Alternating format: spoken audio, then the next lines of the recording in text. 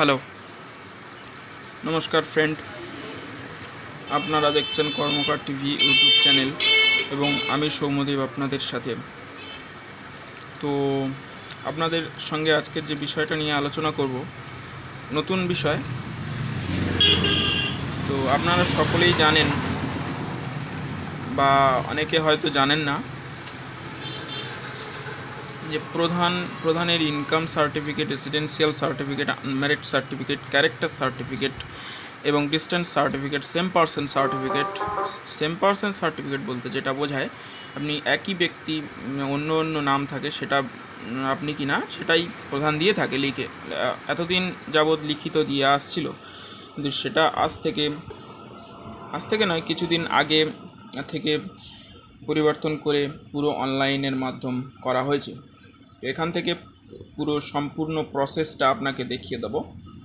তো এখানে আপনাদের কী করতে হবে, প্রথমে অনলাইনে আপনি অ্যাপ্লিকেশান করতে হবে একটি, এবং পঞ্চায়েতে গিয়ে যোগাযোগ করলে ওনারাই অ্যাপ্রুভাল করে দেবে।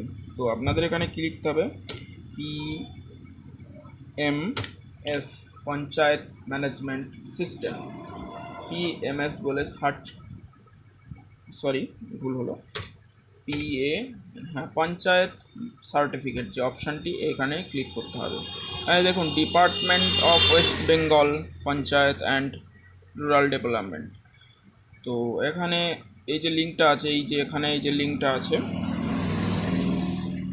আপনারা দেখতে পাচ্ছেন, এই যে লিঙ্কটা আছে, এই লিঙ্কটা ক্লিক করতে হবে।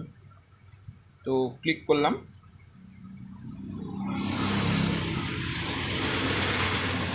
তো মাফ করবেন, আমার ফোনে একটু সমস্যা আছে, সেই জন্য ভিডিওটা ভালো উঠছে না। তবু যা উঠছে তবু দেখা যাবে। এবার এখানে পপ আপ আসবে, এখানে ক্লোজ অপশান আছে, দেখতে পাচ্ছেন। এই ক্লোজ অপশানে ক্লিক করতে হবে। তো এবার এখানে ক্রস চিহ্ন আছে, এখানে দেখতে পাচ্ছেন এই সাইডে। তো এই ক্রসের চিহ্নে ক্লিক করলাম। এবার এইখানটা যে অপশানটা দেখতে পাচ্ছেন, দেখুন একদম উপরে অনলাইন জিপি সার্টিফিকেট বলে এই অপশানটা, আপনাদের এই অপশানটা ক্লিক করতে হবে। তো অপশানটা ক্লিক করার পর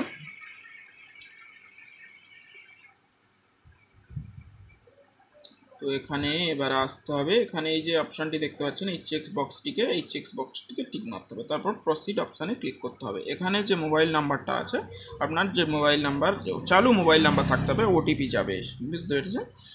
তো এখানে এই যে নাম্বারটা এখানে করতে হবে। এবারে জেনারেট ওটিপিতে ক্লিক করলে ওটিপি চলে আসবে। এবার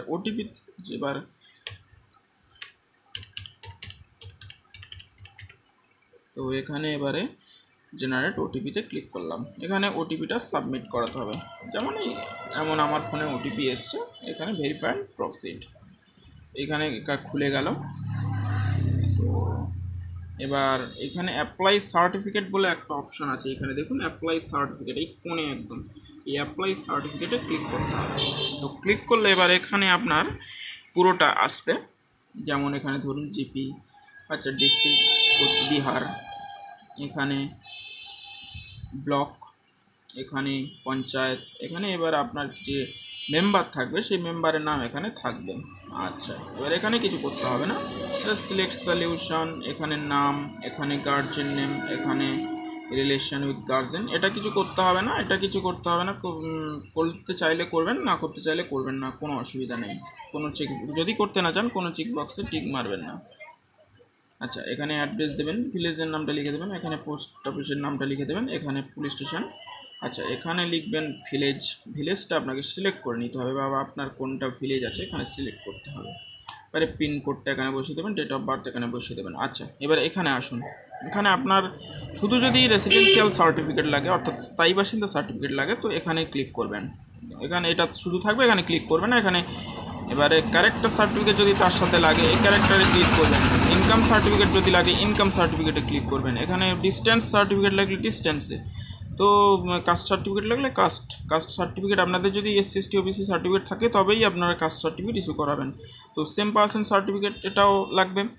আর আনম্যারিড সার্টিফিকেট এটাও যদি আপনাদের লাগে এটাও ক্লিক করবেন। তো বেসিক্যালি আমাদের এসব কিছু লাগে না, বেসিক্যালি আমাদের লাগে রেসিডেন্সিয়াল সার্টিফিকেট আর ইনকাম সার্টিফিকেট। তো এখানে অ্যানুয়ালি ইনকাম লিখে দেবেন 5,000, কারণ 5,000-এর নিচে দেবেন না, কোনো কাজে লাগে না। তো যাই হোক, এখানে ডকুমেন্টস সিলেক্ট করবেন, আধার কার্ড, এখানে আধার কার্ডের নাম্বারটা বসিয়ে দেবেন এখানে। তো এবার এখানে সিলেক্ট করবেন আপলোড ডকুমেন্ট। এবার আধার কার্ডটা আপনাকে পিডিএফ ফাইল ম্যাক্সিমাম 2 MBর মধ্যে আধার কার্ডটা এখানে আপলোড করে দিতে হবে। তো যাই হোক, এবার এখানে যে কোনো একটি আধার কার্ড সিলেক্ট করতে পারেন, এখানে আবার ওই আধার নাম্বারটা বসিয়ে দেবেন, এখানে আবার ওই যেটা হয় আর কি ডকুমেন্টসটা আমি আপলোড করে দিই এখানে। এই হচ্ছে আসল বিষয় এখানে। এবার আদার রিলেটেড আপনার ডকুমেন্টস যেমন প্রধান, আপনাদের ওখানকার যেমন নিয়ম হবে হয়তো, যে আপনি একটা প্রেয়ার লিখলেন যে টু দা প্রধান এই পঞ্চায়েত, যেমন আমার ক্ষেত্রে আমি সার্টিফিকেট পাইবার আবেদন করলাম, একটা দরখাস্ত টাইপের লিখতে পারেন। এবার এখানে বলেছে জিএস মেম্বার মানে আপনার গ্রাম সংসদের যিনি মেম্বার রয়েছেন তার কাছ থেকে একটি সার্টিফিকেট নিতে হবে যে আপনি এই টাকা ইনকাম করেন, ইনকাম করেন, বা আপনার স্থায়ী বাসিন্দা আপনি সেই সেম পার্সন প্রধানকে অনুরোধ করছি যে এই সার্টিফিকেটটা প্রদান করা হোক। তো যদি আপনার যে কোনো একটা ডকুমেন্টস থাকে, এখানে জিএস মেম্বারের সার্টিফিকেট হলে জিএস মেম্বার, আচ্ছা আপনার আদার রিলেটেড সার্টিফিকেট যেমন দরখাস্ত হলে আপনি আদার রিলেটেড ডকুমেন্টস করবেন। তো এখানে কিছু লিখতে হবে না। তো এখানে এবারে যে ডকুমেন্টসটা আপনি দেবেন 2 MBর মধ্যে, যেমন জিএস মেম্বারের সার্টিফিকেট, সেটা স্ক্যান করে 2 MBর মধ্যে পিডিএফ সাইজে করে দেবেন। এবার এখানে পাসপোর্ট সাইজ একটা ফটো লাগবে, সেটা হচ্ছে আপনার 100 KBর মধ্যে থাকতে হবে ফটোটা, এবং জেপিজি ফরম্যাটে। আশা করি বোঝানো গেল। এবং এবার আপনি দেখবেন সার্টিফিকেটটা সঙ্গে সঙ্গে ইস্যু করে দেবে, আপনি পঞ্চায়েতে যদি যান সঙ্গে সঙ্গে ইস্যু করে দেবে, না হলে দেরি হবে। তো এবারে এখানে আমি সার্টিফিকেটটা অ্যাপ্লাই করেছিলাম 29/12/24 এবং সার্টিফিকেটটা পেয়েছি 30/1